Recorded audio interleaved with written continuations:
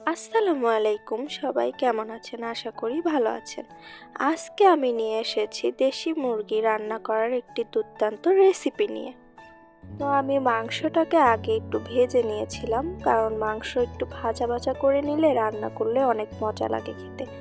তারপরে আমি তেলের মধ্যে শুকনা মশলাগুলো দিয়ে দিয়েছিলাম। আগের থেকে সবকিছু আমি গুছিয়ে নিয়েছিলাম যাতে রান্না করতে আমার সুবিধা হয়। তারপরে পেঁয়াজ দিয়ে হালকা ভাজা ভাজা হওয়া অবস্থায় আমি মশলাগুলো দিয়ে দিয়েছিলাম, বাটা মশলাগুলো দিয়ে কিছুক্ষণ নাড়াচাড়া করে পরিমাপ মতো পানি দিয়ে দিয়েছিলাম। তারপরে দিয়েছিলাম শুকনো মশলাগুলো দিয়ে সুন্দরভাবে কষিয়ে নিয়েছিলাম কিছুক্ষণ সময়। তারপর যখন তেল ছাড়া ছাড়া হয়েছিল, আমি তার মধ্যে দিয়ে দিয়েছিলাম ভাজা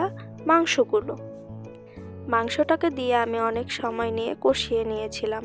তারপরে যখন পানিটা কমে এসেছিল, তার মধ্যে আমি আলু দিয়ে আবারও অনেক সময় নিয়ে কষিয়ে নিয়েছিলাম। তারপরে দিয়ে দিয়েছিলাম পরিমাপ মতো পানি দিয়ে কিছুক্ষণ রান্না করে তারপরে নামিয়ে নিয়েছিলাম। এই হলো আমার কষা মুরগির মাংসের ফাইনাল লুক। আশা করি আপনাদের ভালো লেগেছে। আল্লাহ হাফেজ সবাইকে।